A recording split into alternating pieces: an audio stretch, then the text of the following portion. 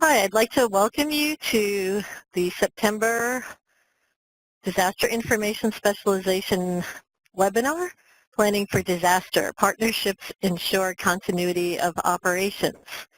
It seems appropriate to have this webinar this month, which is National Preparedness Month.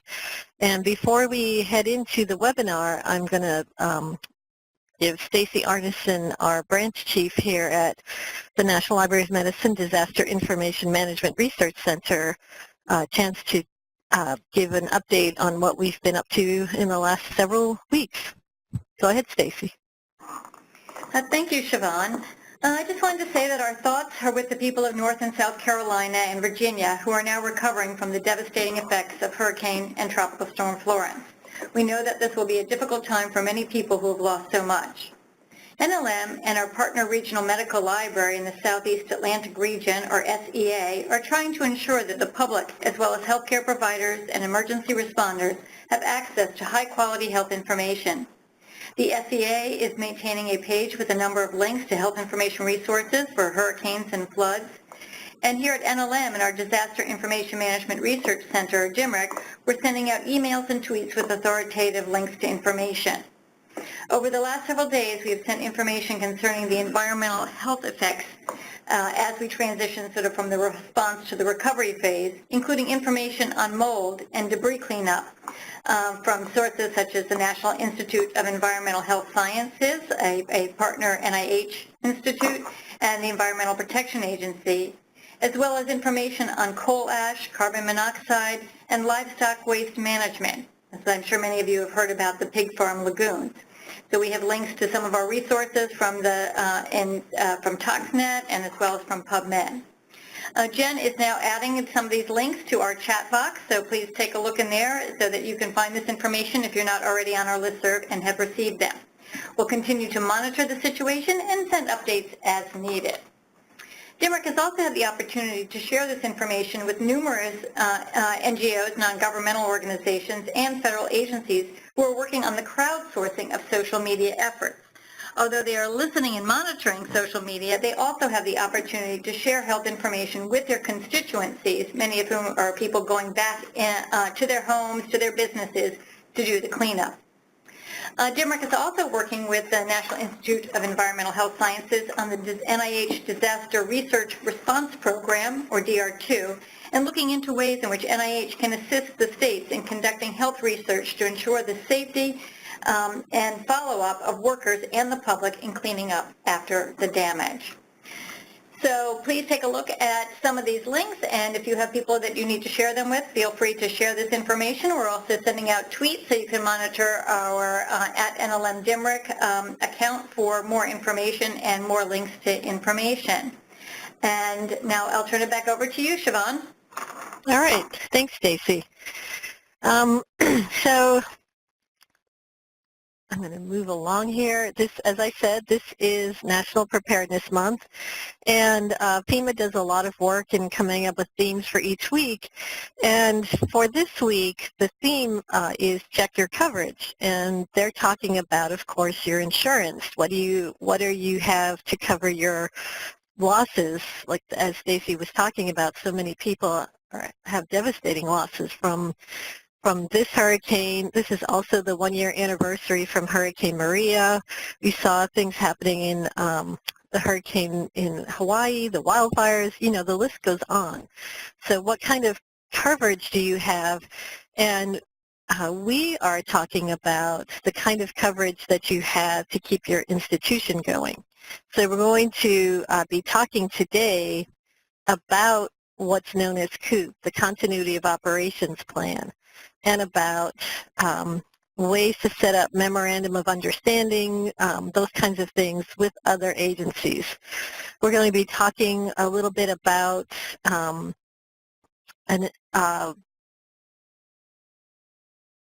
MOU that we have with some local libraries here in the Bethesda area. We have some tips to help you write up your own COOP plans. We have a guest speaker, Ann Holman, who is going to provide information from the perspective of a military librarian. We'll give you a little overview of how successful our MOU has been, and some links to some other information that you can turn to if you're interested in doing this. So we want to make sure that you're covered. If you have been in a library that, whether it was one of these larger events that we've been talking about or a local event that shut your library down for a little while, could you enter into the chat box just a few words on what that experience was like for you? We all, we think about this kind of event and, oh my gosh, what am I going to do now? My library just lost power. And we think about those things when we have huge events like the hurricanes and the wildfires. But one recently in northern Massachusetts, the gas lines started exploding. That's a local event for that community, and just as important for them to think about what do I do if my library is involved in a local event. So if you want to share that with us, that would be great. So what is continuity of operations?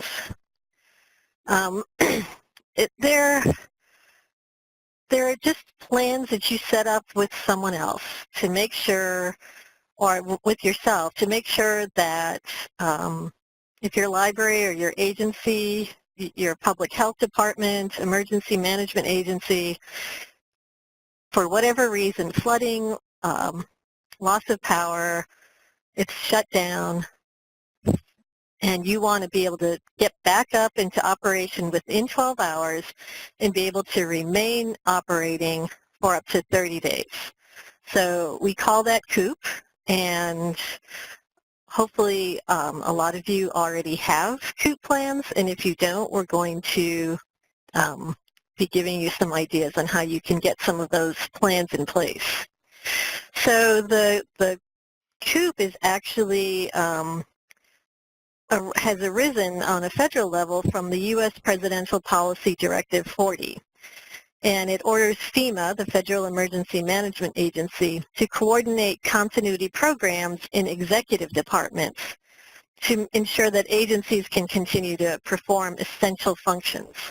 So that's pretty important. And here are some of the elements that fall in this specific Presidential Preparedness Directive.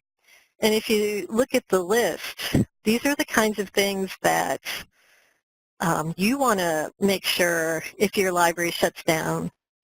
How do you let people who work in your library even know, don't bother coming to work today? Or, yes, you have to work, but here's where you're going to work and how you're going to work. Or they already know what to do.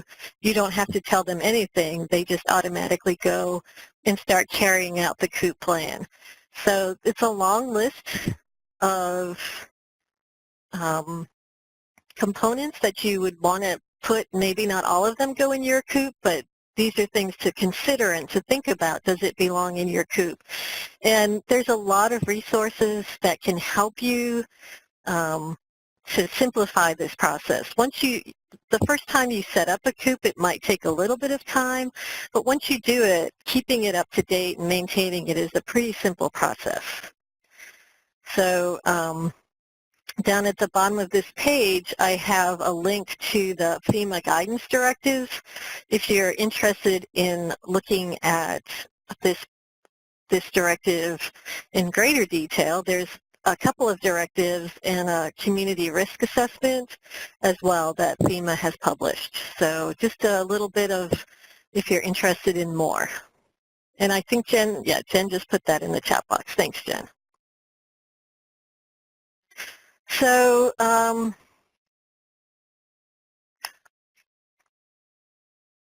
in the process of this presentation, we are going to be talking about creating a continuity of core services. And we're a federal library. How do we set up this kind of continuity of operations planning and cooperating with other agencies as a federal library? And what we found is that hasn't been a problem for us. So when you start to think about how your core services are going to be needed by a community, Robin is going to go into greater detail about this, but we have 2 military hospitals within our region, and if something happened to one of them, how would, to one of the libraries there, how would the healthcare providers that they support still have access to information? And it's really important that that library has a plan to continue to operate during a disaster. So we have a memorandum of understandings. They are also sometimes called mutual aid agreements, and these allow agencies to establish collaborations with other agencies and partners to increase the resources available to support both disaster and public health emergency responses. The documents can be binding or non-binding, and that I think is something to keep in mind. That's really important. For our MOUs, they're non-binding. It means that we have this informal agreement with each other that this is what we're going to do, and we're going to support each other, but they're non-binding, and that actually helps us to be able to collaborate on a less formal level, but one that we know we only commit to things that we know we can carry out in that process. So I'm going to turn it over to Robin, who's going to talk about the Bethesda MOU. Thank you, Siobhan. All right, for the next part of our presentation, I'm going to describe an actual partnership, as Siobhan mentioned, that the National Library of Medicine has participated in for many years, and in fact, this year, I just realized, is our 10-year anniversary. In 2008, the National Library of Medicine was a founding member of the Bethesda Medical Libraries Emergency Preparedness Partnership, along with several other area medical libraries, known affectionately as BLEMP.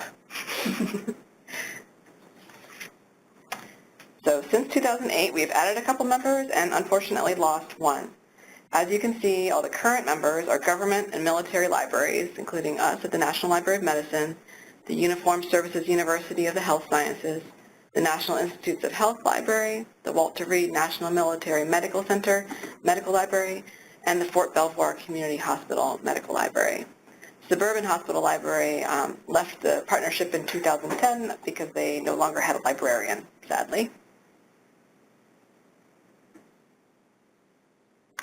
So why did we do this? Why was this partnership formed 10 years ago? This slide lists 4 bullets that I'm going to explain a little more about each in detail. So the first, identify issues and challenges that may confront our region in the event of a disaster. So that means thinking about what are the most likely types of events. And here in the Mid-Atlantic, we're not likely to have an earthquake, or a large one anyway, and we don't have frequent tornadoes. We're sometimes affected by Atlantic hurricanes, sometimes heavy rain from those, local flooding. And of course, being so close to Washington, D.C., we unfortunately have to keep in mind the possibility of a nuclear radiation emergency as well. So wherever you are listening to this, the first step would be to think about what kinds of disasters are likely to happen in your area. Second point, assemble resources that can be used to aid our respective institutions and the region in the event of a disaster. So note that this bullet point actually contains 2 goals. First of all, we in the partnership intend to aid each other in the event of a disaster, and later I'll go into more detail about exactly what that means for us. But secondly, because libraries serve their communities, we intend to keep providing that service if at all possible. And this is especially in the case of a disaster when medical information could be critical to the medical response. The third bullet, create policies and procedures for mutual assistance and support that shall enable the continued or expanded provision of medical information. This is where the detailed planning is essential, so that if the moment comes that this partnership is actually activated, you don't have to sit down and have an extended discussion about what you can provide and will provide in terms of mutual assistance. You've already figured that out and formally agreed on it, or sort of informally, I guess, in our case, but all you have to do is follow the procedure that you've already established. And lastly, provide feedback and guidance to other regional library partnerships based upon our experiences. So I can't speak for others individually. Personally, I've not provided guidance to any particular partnership, but Siobhan and I did give this talk once before, or a similar version of this talk, to a subgroup at of the Special Library Association, and maybe some librarians from there decided to go on and form their own partnerships after learning about our experience. We would certainly encourage that. And if you have any questions or comments later, well, during the talk, you can put them in the webinar chat box, or our contact information will be on the last slide, so don't hesitate to reach out with questions.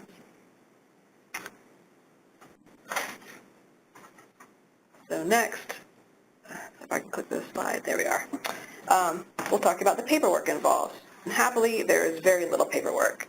Here at NLM, we have a folder on our shared drive for the BLEMP partnership and just subfolders for each year. And in each subfolder, there are just 3 documents. There's an agenda for each year's meeting that we hold, a contact list with work and personal contact info. This includes not just phone numbers, but home addresses, so we have a sense of where people are in the area. And we even have a column indicating whether or not somebody has a personal car at their disposal. And lastly, we have the current version for that year of the Memorandum of Understanding, or MOU. So now I'm going to share my screen and we'll take a look at the actual MOU. Bear with me for a moment. I switch and pull up. All right, so hopefully you can see the MOU here. In the beginning, this talks about the libraries that are involved. I've already talked about that, and the purpose, which we've already discussed as well. On the front page, you can see that each year since the formation of this partnership, we've met and formally approved it. Here's where the MOU actually begins. It discusses what the purpose is in greater detail and why it's a useful thing to do. It talks about when this plan is intended to be implemented.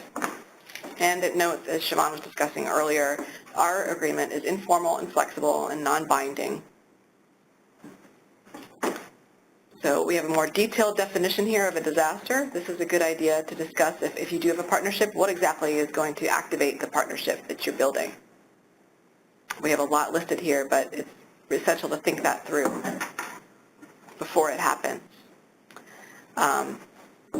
After that, if the partnership does get activated, there's a section here called Method of Cooperation that discusses how we would actually go about activating and contacting each other. And there's a point of contact which starts with the National Library of Medicine and goes on to the other partner libraries as well. I'm going through here pretty quickly, but there's a very detailed section at the end that I want to get to and show you. So here's a sort of overview of services that might be offered and services that would not be offered in terms of mutual aid or assistance. And cost recovery in our agreement is quite simple. It will not be reimbursed. Here's the authorization. Here's where it gets very detailed. So this here is our chart explaining exactly which resources in great detail we would be offering or might be needed in case of a disaster. Talking about communications, databases, staffing, collections, the physical space, and so on. Backup power. This is probably the hardest part of planning. Going through this in great detail and thinking about what you really would need, what would be essential to your operations in these circumstances. And because we have some military libraries involved, we also have notes on what happens if a lockdown is implemented and who can get access to what exactly during those times, because it's probably unlikely, and we'll go into this I think a little bit later, but it's unlikely that anybody not from the military medical library would be able to get onto the physical campus in case of an emergency like that. Okay, I'm going to stop sharing my screen and go back to our slides here. So, once again, to be very clear, this Memorandum of Understanding is informal and flexible, it's non-binding and voluntary, and it's for guidance only. But that said, the guidance that the MOU provides, along with our partners' voluntary willingness to provide mutual aid in the event of a disaster, that can make a real difference in our library's continuity of operations, should it ever be activated.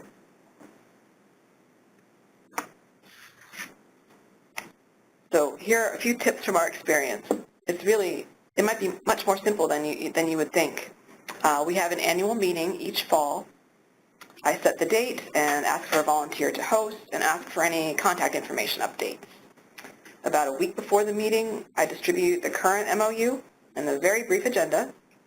At the meeting itself, we read through the MOU section by section. We actually do go through line by line and make sure that nothing's changed. If it has, I mark those changes on the paper. Sometimes we have things, small items to follow up with after the fact. And then we make it a point to go out to lunch and enjoy each other socially as well, because sometimes some of us only see each other once a year. After the meeting, I update the document with the changes we've discussed, redistribute it, and redistribute any updated contact info to the group. When I do that, I remind everybody to, first of all, put it in a shared, accessible location on their network, the electronic files, but also remind everybody to print out a copy and also keep that in an accessible location, because it's likely in the event of a severe disaster that you might not have power to your facility and you would not be able to access your electronic files, but you would want those phone numbers of your partners in that scenario. And then I do nothing for the next 10 months, as long as there's no emergency, which so far so good.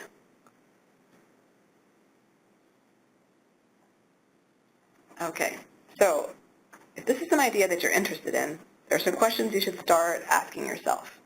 And as I mentioned already when I showed our MOU, the hardest part is at the beginning, hammering out those details about what services could be affected, what impact that would have on your users, and what you could provide or would need in terms of mutual aid.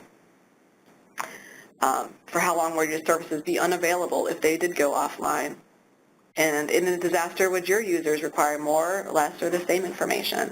In a medical library scenario, very possibly more if there's a disaster that people are trying to respond to. If you're a different kind of library, potentially less. But you need to identify that for yourself. So these are a few questions on the slide. For more information, the National Association of City and County Health Officials has a document called, a toolkit rather, called the Administrative Preparedness Legal Guidebook. It's for health departments, for them to partner with community organizations or neighboring jurisdictions, but the principle is the same, to gain access to shareable, unused resources. And in the toolkit, they discuss how mutual aid agreements and memoranda of understanding can allow collaborations with other organizations and support public health emergency response. They can be binding or non-binding, just for quick resource identification and procurement. So in our resources slide at the end, we have a link to that toolkit, which may be of interest to you. They suggest that you walk through it. They have a decision-making aid to assess your own organization and potential partnership ideas. Okay, and with that, I am now going to introduce our guest speaker, Ann Holman. Ann Holman has been at the Walter Reed National Military Medical Center, Darnall Medical Library, since 2012. Before that, she was at the National Naval Medical Center, the ER Stitt Library. She's been a member of LUMP since 2012, and this is the second time that we've called upon her to give a unique perspective of military libraries in partnerships such as these. I've put up a bullet with a few points, but Ann's going to fill us in. Dun, dun. Actually, I'm going to begin with a horrible confession that only occurred to me while you guys were speaking. We had a power outage for like a week in the spring, and I never called anybody. I just kind of thought, I should have told them. But what we really focus on is it kind of depends on the crisis that you're having. In the case of the power outage, we had access to our electronic resources, and so we didn't have to rely on anybody in the partnership. But at the same time, from a communications perspective, I'm feeling horribly guilty. I did want to touch a little bit on the geography, just because I think it's so interesting. If you look at where NLM, NIH, Walter Reed, and even Suburban Hospital are, they're like right next to each other. Like I was going to walk to Suburban Hospital the other day, and I would have walked across the NIH campus to get there. So it makes sense from a partnership perspective that if something horrible happens, we could get to each other's campuses. So first of all, so why is Fort Belvoir involved? They are not within walking distance. They are outside the Beltway. And the reason behind that is, as you saw, we changed from being the National Naval Medical Center to the Walter Reed National Military Medical Center. And part of that is we became partners with Fort Belvoir in the National Capital Region. So kind of let you know how flexible and how our MOU is a living document. We were like, well, here's Fort Belvoir. What do we do? Do we have them join us? Do we just keep them out? And we realized that having a little bit of redundancy outside of the Beltway would be a beneficial thing. So we embraced them and have not had to tap into their beautiful services. When I first started being involved with the BIMLEP, we talked a lot about, and it will be good for you to be familiar with where these libraries are, so that we can go to the other buildings in a crisis. And at first we thought that was such a cool idea, and certainly as information sharers we would do that. And then the security requirements changed on our base. At first there was a list, and if we put all of the members on the list, they theoretically should have been able to get in a crisis. And then the security requirements changed, and I was told that if people filled out paperwork, and honestly I forget if it was once a year or once every 6 months, and this was like hardcore Navy paperwork, then they could come to our security building and wait for an hour to be cleared, and then maybe be let on the base. And at that point, we realized it would just be easier for us to walk to the gate and escort them on the base. And that's why in the MOU you see base escort required. Because if another library is closed and somebody has to use our library, it really is going to be easier just to walk out and get them. I also want to mention in our library, as in most, we have kind of a dual focus as far as disaster preparedness and response. We have a huge reliance on our electronic collection. When our power was out for the week,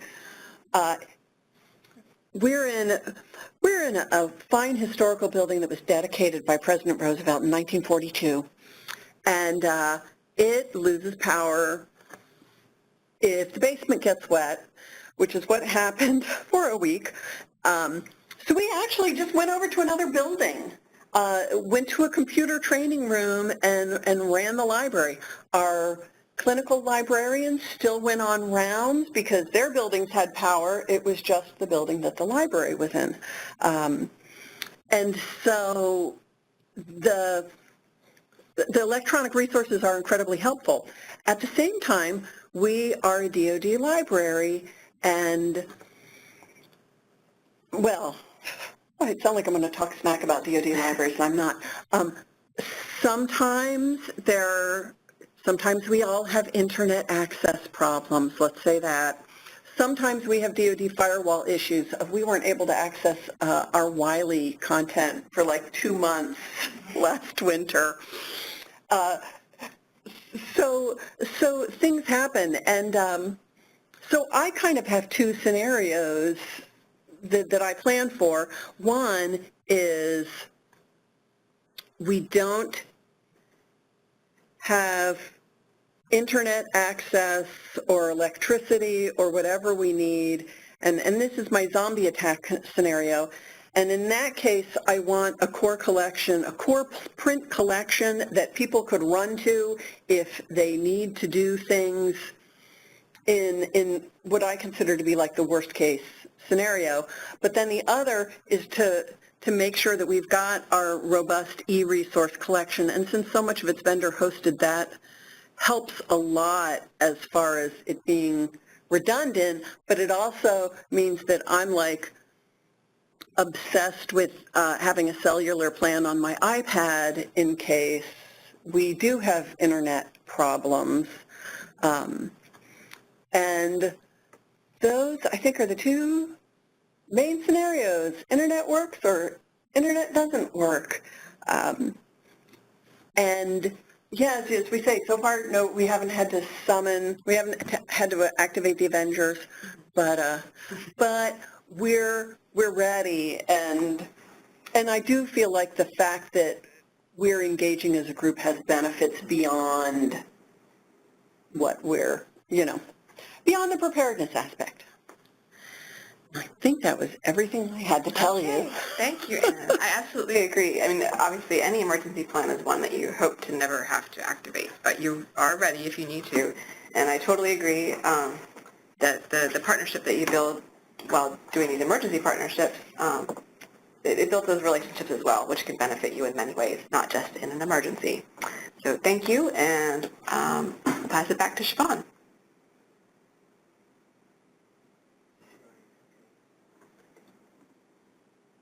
Siobhan?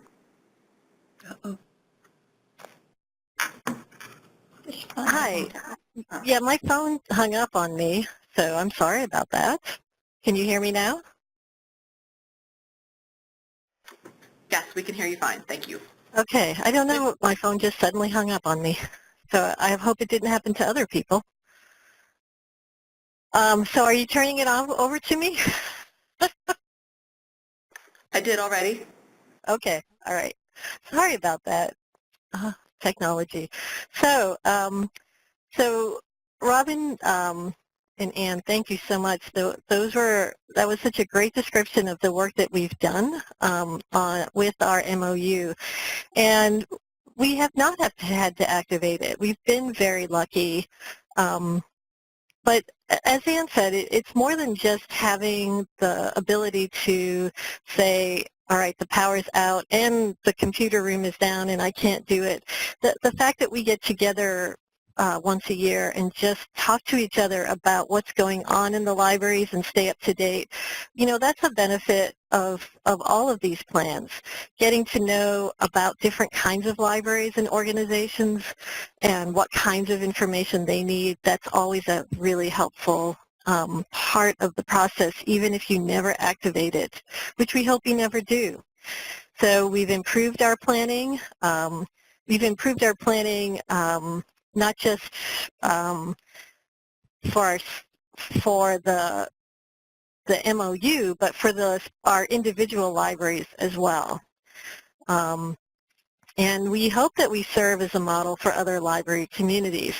One of the things that we haven't talked a lot about, Stacy referred to the National Network of Libraries of Medicine, the Southeast Atlantic region. All of you are members of a National Network of Libraries of Medicine region, and each of them can provide you with assistance also in locating libraries and organizations in your community that might be interested in partnering with you. I want to show you, let's see if this works,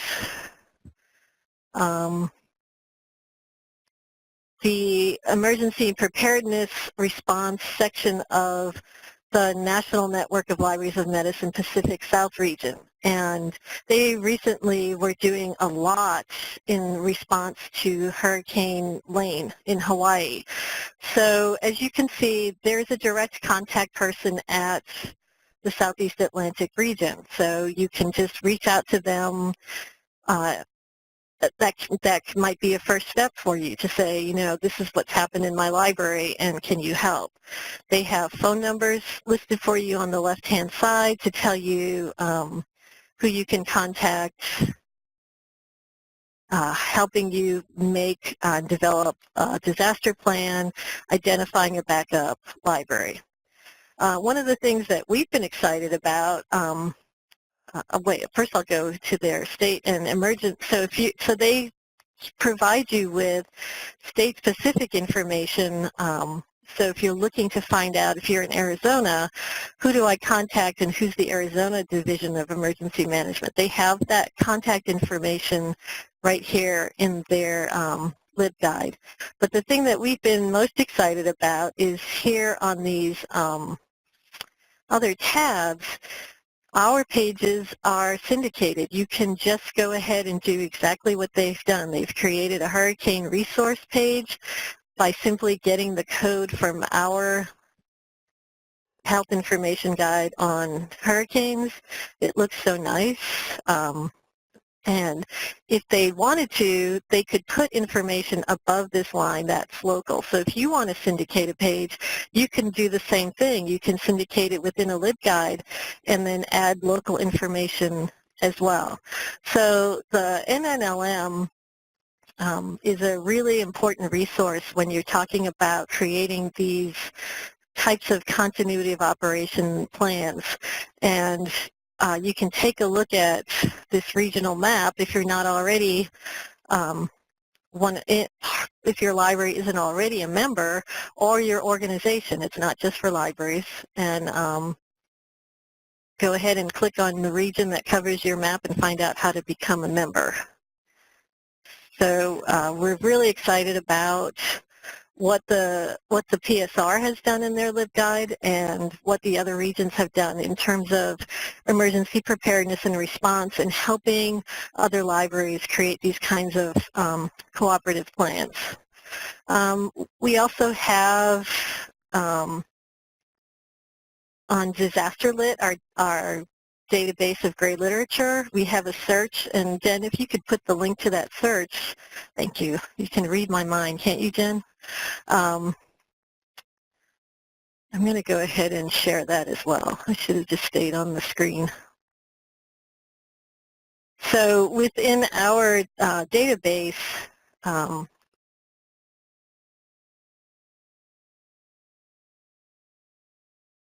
think it's a clearer version of that. Oops.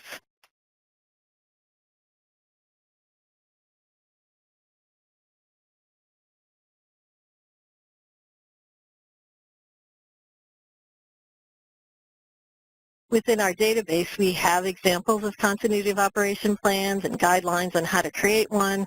So there's a lot of information here to help you in developing a COOP plan yourself.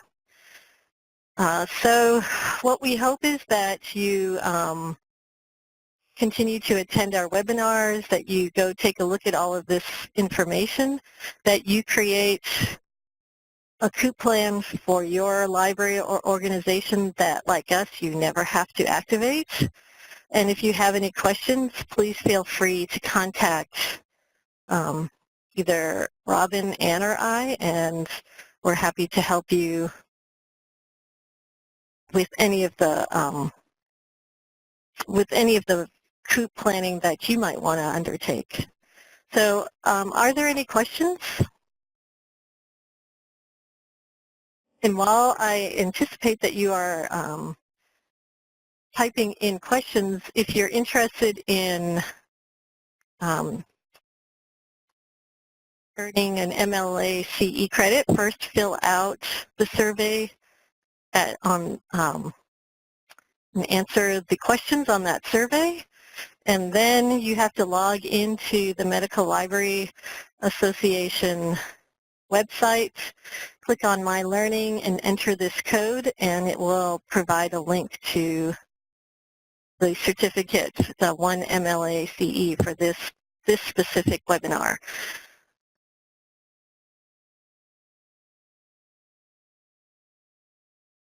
So Robin or Ann, do you have any last words of advice to provide anyone? I think it's been a pretty good process for us, pretty simple to do, and very worthwhile. Yeah, I would agree with everything you just said. I don't think I have any further comments. Yeah, we were debating if we make cookies for the 10th anniversary, but that's not really relevant to the bulk of the listeners. I think it is. See the benefits that you can get. Well, there's always food sharing. That's a we should put that on the MOU, right? Yeah. Virtual cookies. And again, many institutions have COOP plans, but they may not get down quite to the level of the library or consider the unique considerations of the library that could be different than a clinical aspect or a research aspect. So it's always a good idea to take what your institution might have done and then expand on it to ensure that the library's needs are met.